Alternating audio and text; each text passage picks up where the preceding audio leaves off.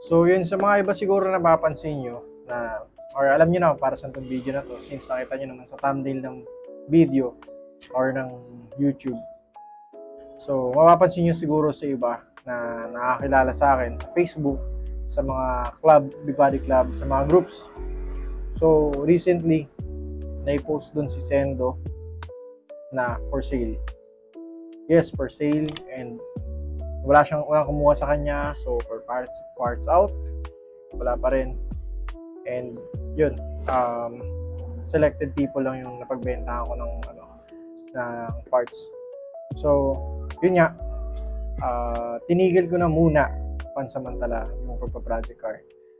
So feeling ko di naman siya hirap i-explain no. So alam natin na yung pagpa-project car masaya, nakakapagbigay sa atin nakakapagbigay sa akin ng maraming kaalaman. Dami ko natutunan talaga dun sa pagdi-DIYs, sa mga naririnig ko sa mekaniko, sa research. Dami, sobra. So lately nag-upload ako na sabi dun sa huling sinabi ko is huwag kang titigil, huwag kang susuko. Pero this time, hindi naman talaga ako totally na sumuko.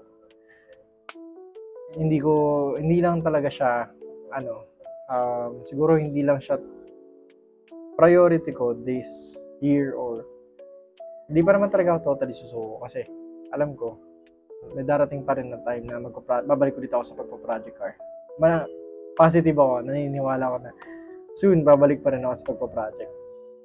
Pero yun nga, kaya ako siya tinigil and kaya ako siya let go kasi kailangan ko mag-fund ng business.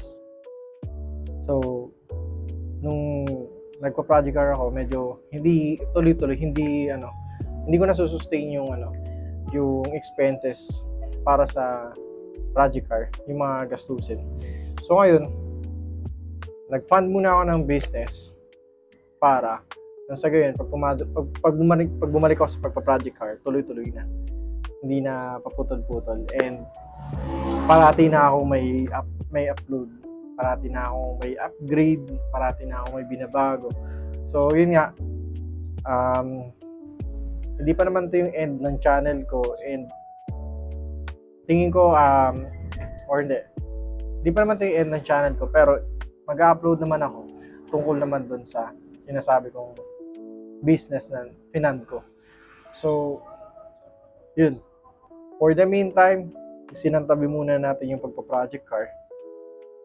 So, kung isasantabi lang natin siya na nandyan lang siya and hindi natin nagagalaw, masisira lang siya, magbublock lang siya.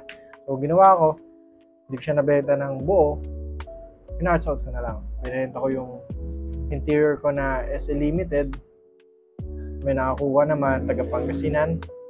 Then, nabenta ko yung battery, nabenta ko yung iba. May mga pang GLI na gamit. Then, yung mismong sasakyan, binalik ko na lang sa kung saan ko siya kinuha. Which is good thing, at least, walang atraso. Kumbaga, lang kami, match lang kami. So, yun. Yun lang naman yung update ko today. And, medyo nakakalungkot kasi syempre yun yung nakakapag parang every time na meron akong upgrade, meron akong nagagawa para kay Sendo or sa project car, talagang iba yung saya na nabibigay niya. Pero sa ngayon, alam ko babalik pa rin talaga ako sa pagpa-project car. And hindi man feeling ko naman big body pa rin talaga yung kukunin ko kasi maganda talaga yung project car, yung big body. Pero siguro sa susunod medyo maglalabas na ako ng malaki-laking pera para kahit papaano mas okay yung makukuha ko na unit. And yun, sa susunod kong upload, ipapakita ko sa inyo yung dahilan kung bakit ko nilet go si Sendo, ba't ko nilet ko yung project car, and kung saan napunta yung pera na napagbentahan ko sa kay Sendo. or sa mga parts ni Sendo.